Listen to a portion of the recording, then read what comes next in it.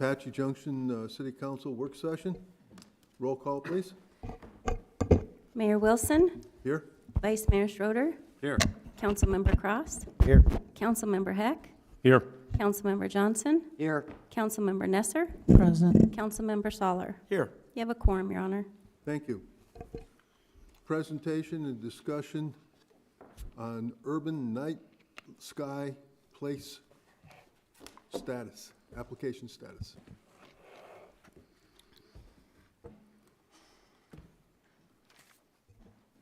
All right, good evening, Mayor and City Council members. My name is Kelsey Shatnick. I am a planner on staff.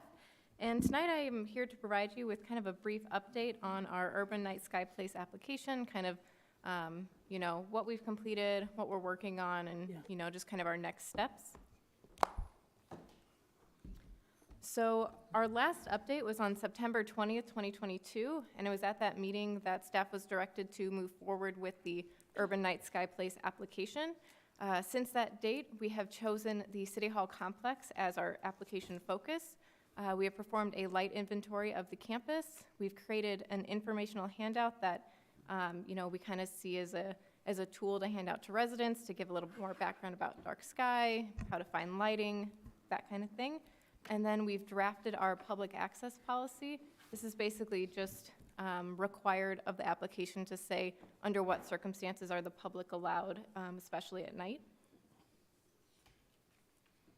So those are kind of the items that we've completed, and now what are we currently working on? So we're working on gathering letters of support, taking nighttime panoramic photos, looking at retrofitting all of the existing lights on the campus, and then looking at creating more programming, outreach events, as well as a web page that kind of provides a little bit more information about dark sky. And we would also put things like the informational handout on that website. So what is required prior to applying? Well, all of the things I've already listed are those items that are required, but these are kind of the three that are gonna take a little bit more time and focus before we kind of submit that application. So the first is the nighttime establishment photos, and this is kind of a challenge because it depends on the moon cycle as well as staff and camera availability. The moon has to be, I think it's 4 degrees under the horizon before you can even start taking photos. So kind of you have to watch the moon cycle. You can only go out about 2 times a month, and then the past few months, those dates have actually happened over holidays. Staff wasn't available, so it's just kind of finding that time to be able to go out and take those photos. And as a part of that, there's also the night quality survey, and that again is kind of weather dependent because it has to be taken under clear skies. So you might set a date, say you're gonna go out and take these readings, it's cloudy, you have to reschedule. So those items, we are working on, I think we might try to take some nighttime photos tomorrow, but again, it kind of depends on what things are looking like outside, and then whether we can get out there and take those. The next is retrofitting all existing light fixtures. So kind of part of the application is you have to retrofit all existing lighting on site in order to apply. So basically we're kind of working on a time, how effectively can we do that? Can we phase the lighting? And then what does that look like for our budget? And the last is programming. So again, time and budget kind of plays into this. So there's not a minimum amount of events that you have to have, but there also is kind of a minimum. Most applications have about 4, so that's kind of what we're setting as our goal. So basically looking at what kind of programming that we can involve and what events that we've already had. I know that the library has had a stargazing event. That is something that happened on campus that can qualify as an event, but we just have to work on figuring out other programming. This wasn't, I know, initially, so we're kind of working around finding out how we can find, potentially free events or incorporate events that we already have. So our first submittal goal is May 2023, so it is coming up in a few months. So we are working on gathering a lot of, the information that we've already collected and are working on, and we will plan to submit that to our contact at Dark Sky in May. There's no set application date anymore. I know it was kind of it was every other month and they had specific time ranges. That is no longer applicable. It's just when you're ready and you work with your contact to be able to submit that application. So that's all I have for you tonight. I'd be happy to answer any questions you might have. Any questions? What exactly are the letters of support? So that can really come from anyone. It's just a letter saying that we're supportive of Apache Junction moving forward with this application, that we see the value of the night sky and, why it's important. So, staff can write letters. Any of you are welcome and encouraged to write letters. It's pretty open. Address for that? That you could send that to me. Send it to you. Yeah, so over in Development Services, you can, stop on by, drop it off, or I can give you a card and you can email me. Pretty flexible with that. Mr. Mayor, so Kelsey, that retrofitting the light fixtures, does that say that has to be done? All of it has to be done before you can actually officially apply? So there's some flexibility, but you have to have a plan. So, some of the lighting we might no longer need anymore. Some of the lighting might, we might have to keep for safety purposes, but it's kind of taking a look at all of the lighting and figuring out what that plan is. But a majority of the lights do need to be retrofitted. A lot of the lighting on City Hall complex is actually the fixture itself. Most of them are dark sky compliant. It's just changing that bulb. Well, So to get it down to that correct color, so. but it's conceivable if you go through all this, retrofit all the fixtures, get done, and then they deny it, it can happen? So it can happen. Basically, it's, so we'll fill out an application, we'll send it to Dark Sky, and then they provide us feedback. So they might send it back and say, I think you need to work on X, Y, Z, and then, they give it back to us, we change things, and we resubmit. So it's kind of, they work with you to make sure your application is good to go. Okay, thank you. Any over here?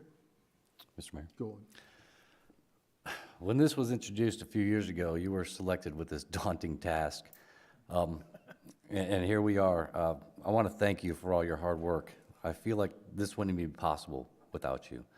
So you're appreciated. Thank you. Thank you.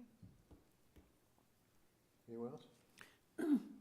Just kind of a curiosity question from what was just discussed with you and Peter. They really, it's not a matter of them not wanting people, that they're not trying to make you jump through hoops, fiery hoops to get this approval.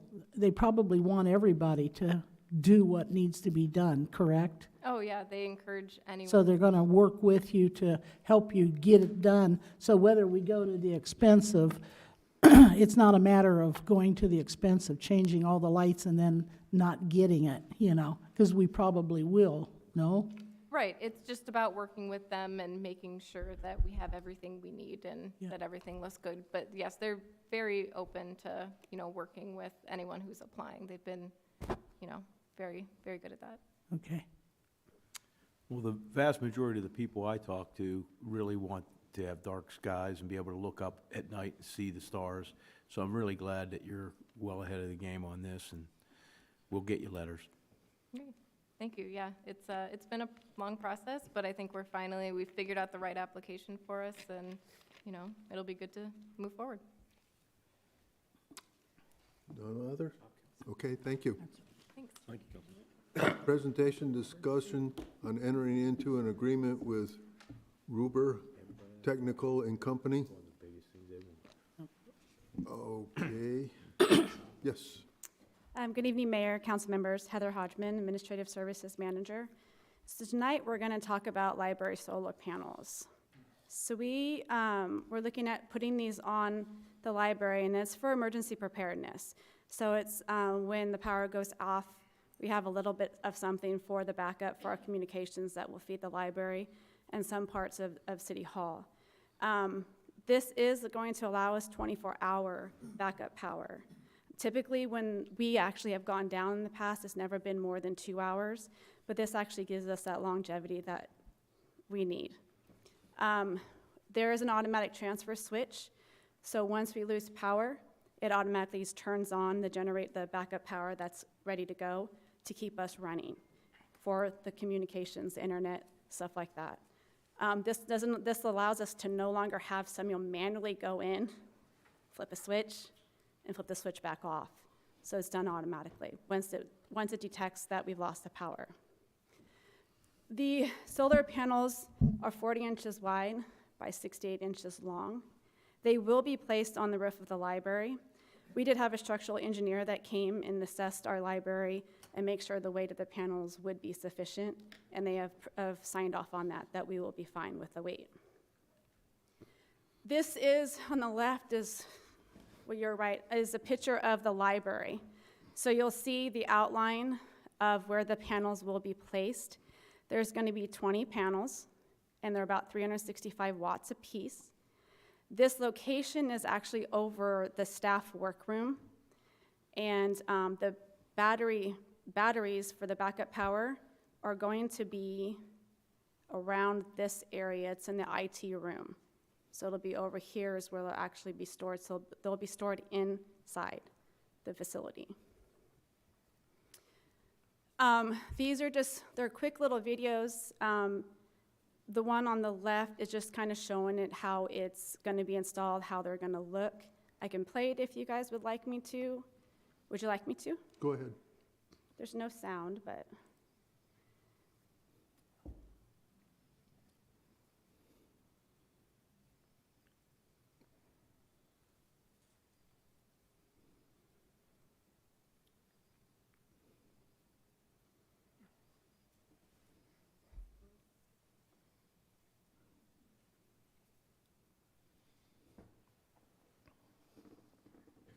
And this one is just kind of an aerial view of what it will look like once they're all installed. These are not obviously on our roof and how it's going to be. These are just pictures and videos of other locations on where it would be at.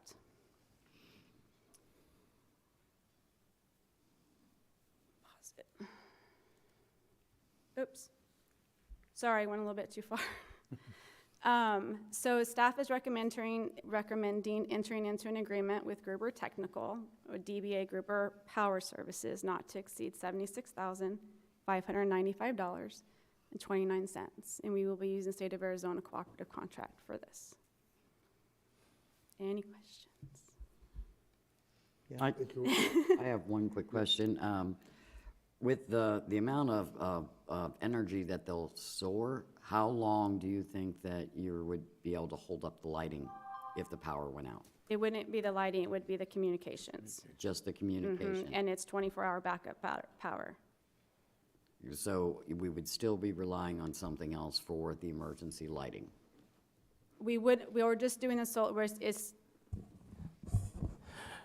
Can I just help clarify a little bit? This goal and this project is, and maybe I'll have Doug come up and talk about, is a goal among the city to start having generator backup.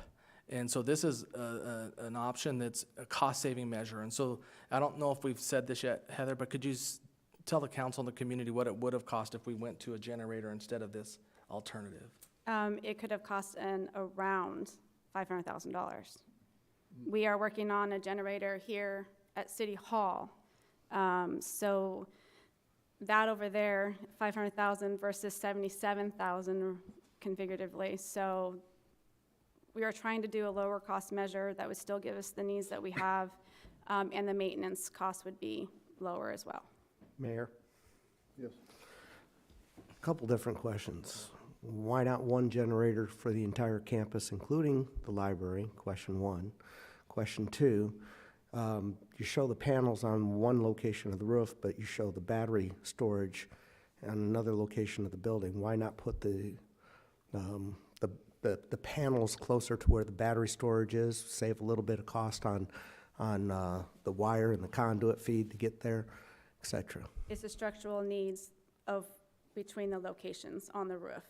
That's one. The other roof does not support Not the on weight? the other side. And then that's where our IT room is located, is on that other side.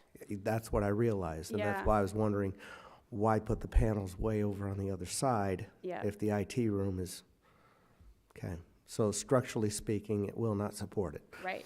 So then the backup question, or the first question, was why aren't we doing a generator for the entire campus of city? You know, to include the multi-gen, City Hall, the library, et cetera. I do you know all those details? I just know that we've been working on just this City Hall campus. PD has their own, and a generator, I think, was gonna go between the library and multi-gen is what we were proposing at one point, Yeah, but do you know so- the? Well, let's go back to the purpose and intent of this. So we have a backup generator right now. Mayor and council members, I'm Doug Worthington, the IT director of the city. So we have a backup generator in the police department right now. That's the only backup generator we have. We have an internet circuit coming in from MediaCom into the police building.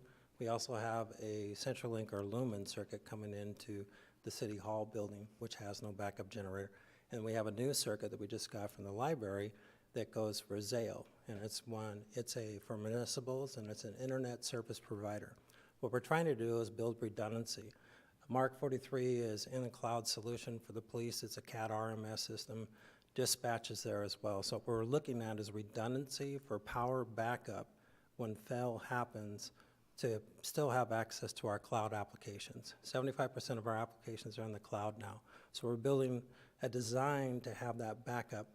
This is a cost savings measure of saving the $500,000 for a backup generator. Whether one generator could be for an entire campus. I worked for Cummins and Onan generators back in the day. I'm not sure this wide a campus could have one generator could be doing all that. But just for this building itself, it got delayed 1 year because we decided to do the entire building instead of just the comm room in this area here. So it's more intense, there's more cost, and then the maintenance for that, once you get that generator up, and also cutting over and doing the testing that you have to do, it's intrusive with your power and stuff if you don't have an automatic transfer switch, so we put one in here as well. So there's planning to get to that point on this. This is about cost savings. This is just one comm room at the library. We also put in infrastructure for single mode 5 or 6 months ago for the entire campus. So this could feed, if a redundancy, if something happened at the police building where somebody cut the line on Superstition, Idaho is where Zayo's internet is, so that would still be up and working to where they could get to that. First responders, dispatch, those type of emergency services would still be 100% uptime even through power outages, and which in just the 15 months I've been here, we've had multiple ones. Okay. Is the campus fed from two different sources per When it se? comes to electrical, I do not know. Okay. Because a lot of times they'll feed from two different directions, so if, the power goes out on Idaho, we're still getting fed off of Superstition. Well, that's per the se. concept of what I'm building here based on Okay. the internet for uptime, for 100% uptime, to keep services up for, our emergency responders, our park rangers, for dispatch, for all their services. Our financials are in the cloud as well. Right, okay. I still have the same question about how long will that sustain? So it's based on BTUs, and that's load management, based on what that room has. So even though they only say it's for 24 hours, depending on what your load is on that battery, it could last longer. Okay. And if we're That's just, a lot longer than the 2 hours, that we've been out, so it's just good to hear that it's going to cover depending on load most balancing. major outages. You can also manage that as well. As you lose a power outage, you can project what you think are critical systems. You can bring other systems down that are on that and then sustain it a little bit longer. Thank you. And Doug, to clarify, this is truly for emergency type operations. So when a true emergency comes, power goes out, we have to keep certain communication lines. It's not to operate the full library or any full department. Yeah, this is or not anything. just to operate the library. I can push the internet anywhere on the city campus now that we have single mode fiber to every single building. So Doug, the generator to which you're referring, that still is only going to be providing backup power for the communications. That's not lighting and air conditioning and all that stuff. The solar panel one is only for that comm room where that internet connection from Zayo comes right, into, right. and then we push it out to the rest of the buildings throughout the campus, yes. So what do we have for, if we have a power outage at the multi-gen center and folks are working out and all that, they just Sir, go I dark? had They go dark for 1 week, we had cut power to my building, and I had a gas-powered generator for 1 week, and I stayed in that building. So, power happens when you cut lines, when you don't have things. On these old campuses and stuff like that, if you do any digging and stuff like that, you can be susceptible for any power outages and things like that. So the only building right now with a backup generator is the police building. Okay, just one last question. So I'm familiar from my past with, and you and Heather both mentioned the battery backups.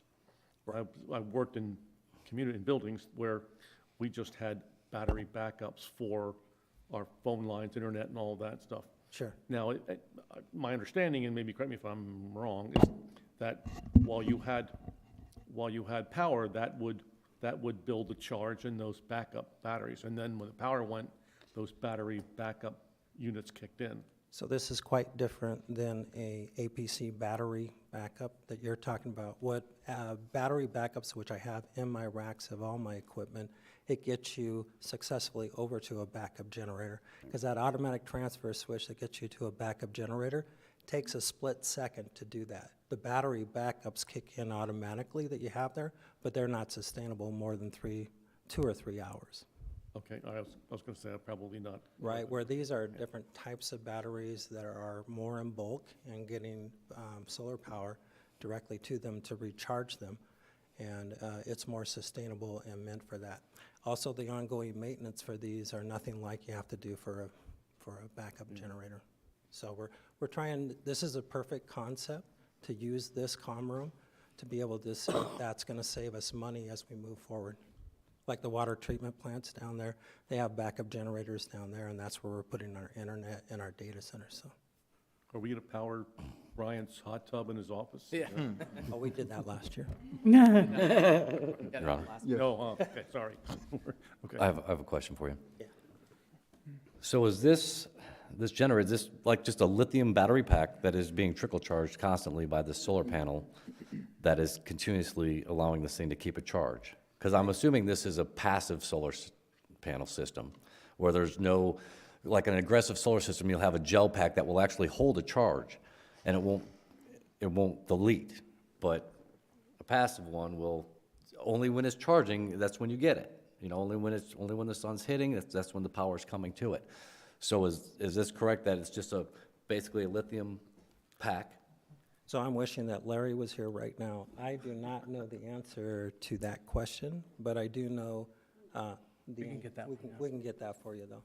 Okay, and so, I mean, what is this library communication room running on 460 or something? I mean, how much power do you really need to run the communications room in the library that would warrant $76,000? Well, what you're warranting and what you're doing is you're building redundancy for the internet and communications outside. Since, like I said, with the police, if the police building, if somebody knocks out the MediaCom on Superstition, over here on Zale, that is still there, and that's automatically redirected to police, so they can still have their dispatch up, they can still get to Maricopa, they can still get to those emergency services in which we have with 911. And right now, they're running on a generator.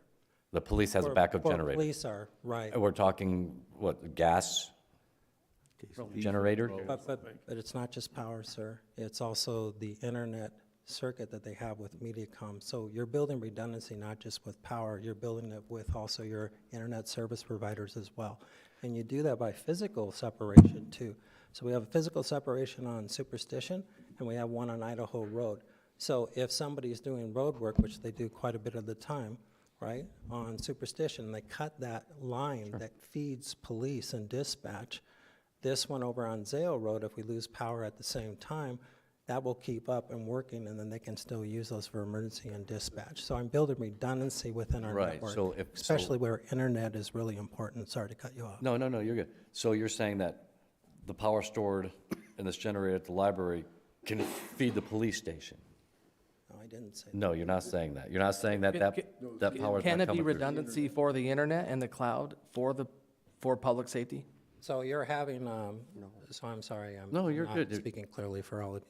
The Zale circuit, which is an internet service provider, MediaCom, which is an internet service provider, if one of them were to fail, the way we're building this is the other one is redundant. If power fails on top of that with a natural disaster or something like that, this power panel will keep that equipment up and working that will then be able to utilize that internet over there at Idaho Road on Library if we lose over here. our first 2 months here, somebody cut off the power on the outside of the building, and all of our air conditioning dropped because it overheated. And that entire room dropped. We lost the entire network throughout the city campus. That was a good learning experience on how to design this so we had redundancy. So that's what this is about. This will help with that. So it's more than just Yeah. library. It's not about Public safety. repurposing power. Yeah. It's keeping that equipment up and working. Now, this couldn't work opposite. It couldn't work what the police station has to offer couldn't work the way Yes, to the it- library. Yeah, it can. And I've designed it that way. So We're we've getting already to a got point- something in place if something should go down at the library. Say again? We already have something in place if something should go down at the library? No. Because I'm saying if it could go opposite. There's two, the redundancy we're creating are two separate companies' internet lines. So it's the failure of one of those that we're trying to protect. Yeah, you're trying to And it separate would automatically circuits switch between over. internet circuits so you can keep up and working in physical separation as well, meaning Idaho Road and this. And the reason why I can get to those things is because we have conduit between every building on the city campus that we put new fiber on, and that's how we were able to get over to those police and dispatch and those emergency responders and first responders, Okay. okay? And any questions you have, I'd be more than happy to ask. Anyone else? No, my monkeys don't understand all this. So basically, you're building redundancy, so you always have uptime. I understand that, but, So is, yeah. That's all right. well, my question is, with this, are we looking to expand this out to other buildings in this campus so that we have redundancy in all of our buildings eventually down the road with battery? Well, I think this is what this is about, is to see how this handles up in that first disaster is the truth be told.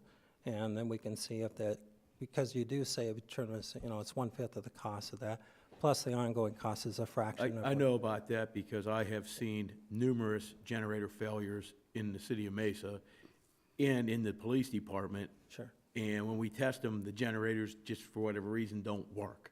Yeah. And then we have to jump through a bunch of hoops and get maintenance and all that, and it's very expensive and very time-consuming.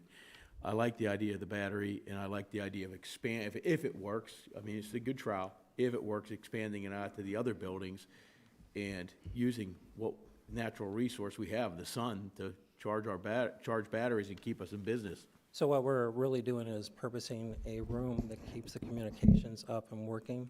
That's and- very important. Yeah, and then if we have other immediate needs that have something similar, we could repurpose it in that same manner if this was successful. Right.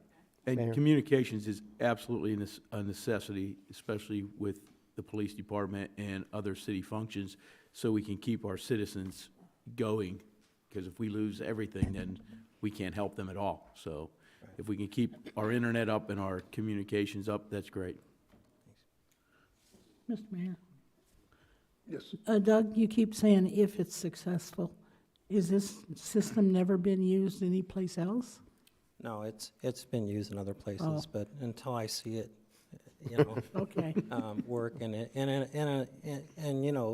the next power outage could be there. But we had one about 5 months ago with a telephone pole that was knocked down, and we had several hours that we were out here as well. So this keeps the systems going, so when the power is restored, it also has ways that cameras and different devices that are connected to that room directly can stay up as well. So if you have a laptop and you sustain it, you could be up for a few hours, which will help you if you have a natural disaster, that you can get on the phone with that even though the power is out and be able to, get those first responders and contact the people that need to be contacted. Mayor. So, my understanding is 24 hours of backup, right? Mhm. How much more for 48 hours of backup versus 24? And/or will this have the ability to be able to bring in a portable generator on a trailer, plug it in, and fire it up if it looks like we're going to run out of our 24-hour time period? Yeah, and that's really, every one of your questions is based on the load, right? Yeah. And how much you're drawing. So it'll be based on what we determine as critical and what we can do. We can always have time to bring a gas generator over, like we did in the situation about 6 months ago at my building. So Yeah, it'll we be could do designed something. to where it can be overridden with a generator quite quickly. Yeah, and if Okay. you have 24 hours, right, more than you had then you have time to be able to plan something and react. Good. Your Honor. One more Ron, question. I got one more. Okay. Good. Can you expand the capacity of the batteries if you would like to? Say we do this and we think, well, we want to expand this out and have more time. Can we add more batteries to this system and expand our time? Yeah, so what we did is we did with 24 hours in mind, and that's what the batteries are. I don't know if Pam would give us more space for that, but that's something we could look at, sure. Okay. Yeah. I have one more question. This might be for Bryant or maybe Matt, I don't know. And I'm not speaking intelligently on this because I don't know where we stand on it. I don't know where it's going or what it's all about. But is this something, that CARES Act money, is this something that could cover that? Is that still available to us? Do we have any left, you know? Or is the there- ARPA money, that's the most recent one. I'll have to check to see if this is earmarked for that. Is it earmarked as ARPA money? No, it's not. We did have several IT projects that were, but I can go back and check to see what's earmarked for that already, IT-wise, and if this is something. Heather, did you have something to add on that? It's earmarked for building maintenance. Oh, it's under building maintenance, it is. yeah. Okay, so it's something we had planned to, yeah, Right. okay. But we can take a look. I can ask Leslie and see if it's an opportunity to, instead of. Sure, there's so little things you can use that money for, and I would think improving the, infrastructure of the city could be one of them. Yeah. Right, emergency preparedness. Yeah. Okay. Yeah, we'll take a look. We'll get an email out to council to see if that fits into ARPA, or if we already have it for bigger projects in IT or something. We'll explain in an email to you. Okay, yes. One more question. Doug, where are our servers? Well, our file servers are at the police, and our major critical servers are at the police because of the backup generator, right? Okay. If that's what you were asking. Yes, But we also have, like, 75% of our applications are in the cloud. in the cloud, okay. So we have services for financials with Tyler Products. They have redundant data centers for that as well, but you got to be able to get to them. So that's why we're building redundancy in the internet, to be able to get to those things. Yep. Mark 43 is in 2 different data centers as well. That's where the CAT RMS police system will be eventually as well. So that was all determined in planning this out, so we can have redundancy, because having 100% uptime to get to the internet so you can get to all things Apache Junction was really important, including security and those things. Good. And my question was going to be more kind of logistical. My understanding is always if you have servers and equipment like that is not cooled at a proper temperature, it can go wonky on you. Is that, if there were a power failure, would all that equipment it wouldn't be left without any temperature controls? So if you lose temperature, it does overheat and they do drop. And that's what did happen my second month here, I think, Bryant, right? So, and that had to do with somebody taking on the outside of the police building and turning the power off on the air conditioning unit. Not power to the building, but just on the AC unit. Yeah. So for the solar panel at the library, we actually have a mini split that's in IT room that will also be powered by this in case it goes down, the power goes down. So it'll keep that IT room cool. That's, okay, thank you, that's, good, thank you. No others? Okay, thank you. Okay, whoops. I touched my screen. Ouch. Presentation, discussion on Resolution 23-06. Intent to form Streetlight Improvement District Number 2023 SV1A-1 Superstition Vista Phase 1A. 1A. It is a mouthful, and there is logic to the numbering of this whole Superstition Vistas development. Good evening, Mayor Wilson, Vice Mayor Schroeder, council members, Emil Schmidt, City Engineer in the Public Works Department. And, excuse me, I'm here this evening to present to you the first Streetlight Improvement District, or SLID, for the Superstition Vistas development that's currently under construction at the south end of our city.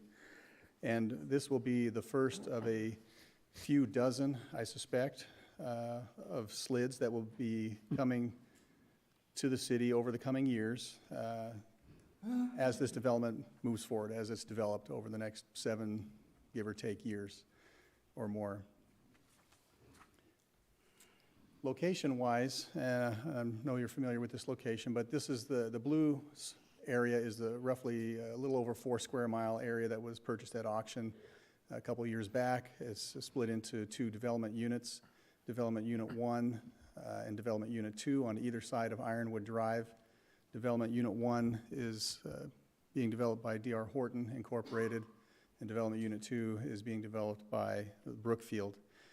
In the very bottom left corner of that image, circled, is the area that we are creating the first slid for. And just dropping in a little bit closer, you can see that this area is comprised of 4 parcels or 4 separate subdivisions. These were recently approved and have been under construction for the last little while, and this is where our current home permits are being constructed. These 4 parcels combined together make up the slid number 2023 SV1A-1.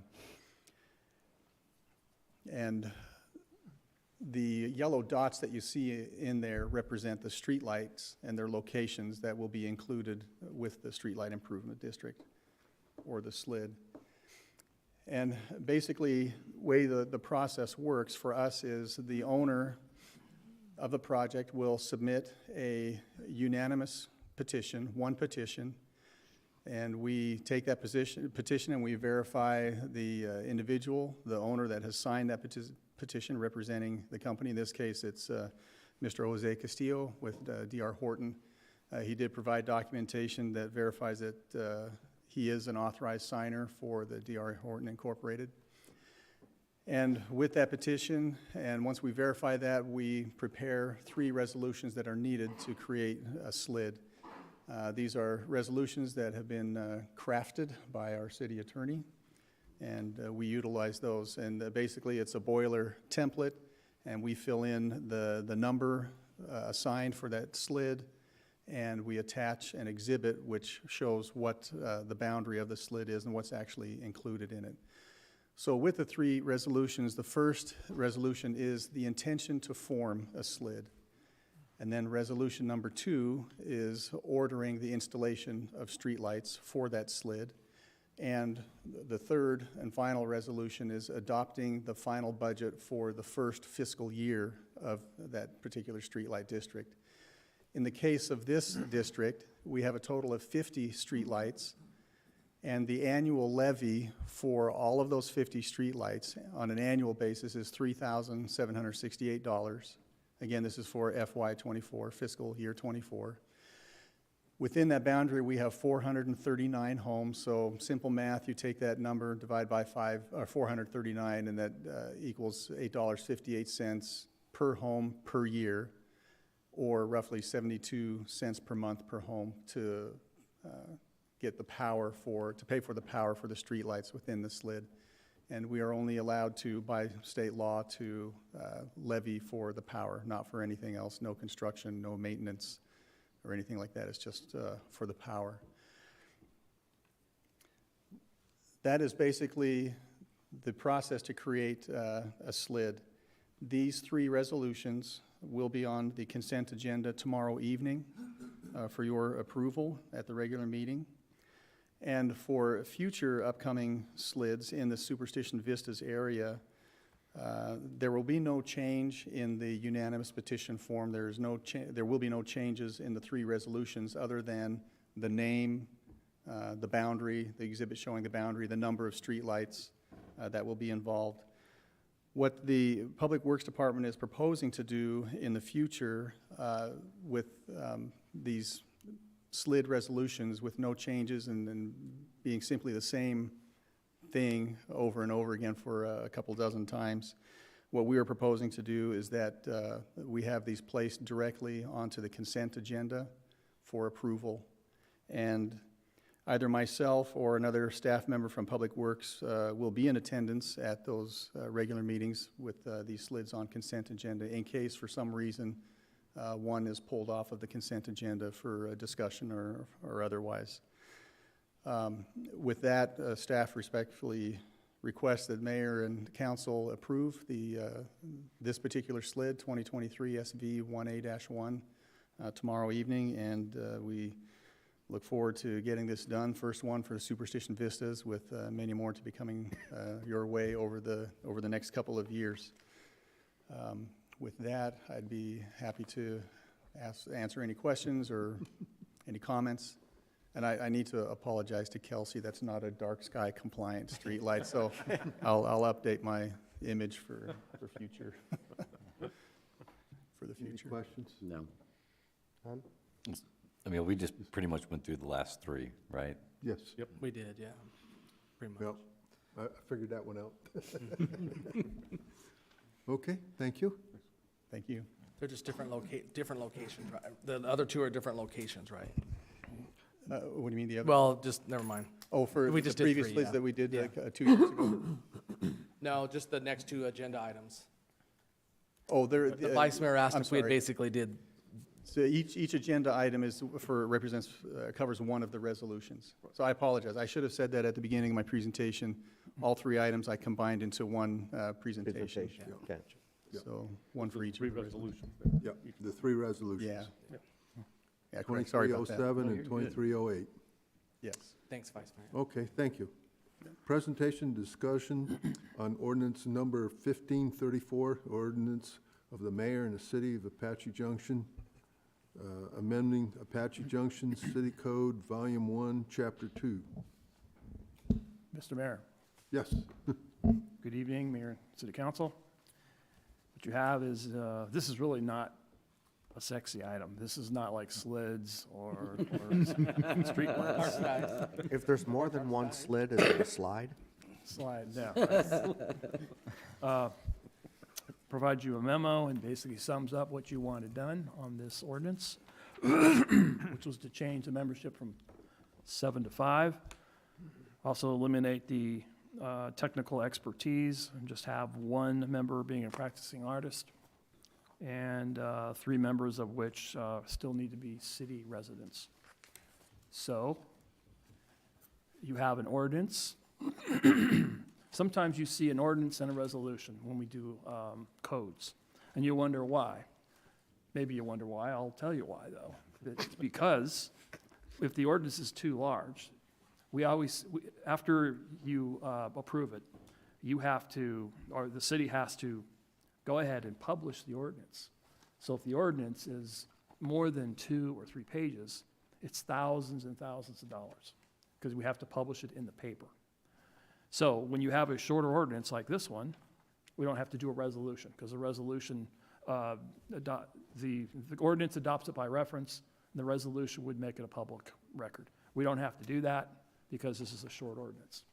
So what you have is the actual code section, which is pretty short, and I struck out the language we no longer need, and I think this does exactly what you have asked council, or asked the city manager to do. I don't know if there's any questions. It's on public hearing tomorrow. Tomorrow night will be a public hearing, and then there'll be the vote on the ordinance. Okay. Any questions? No? Any questions? No, just thank you, because that's, I read this and I went through all your markouts, and it's exactly what we asked for. Looks good. And it does help to have a strikeout and a red line, correct? Yes, it does. Because some councils don't care to see that. Some do, some want just to see the red lines, but you like both. Is that correct Yes. for future reference? Yes. Thank you for telling me. Thank you. Yep, there it is. Yep. Right there. Yeah. Okay, Makes it easier. well, I'll do the adjournment. Thank you.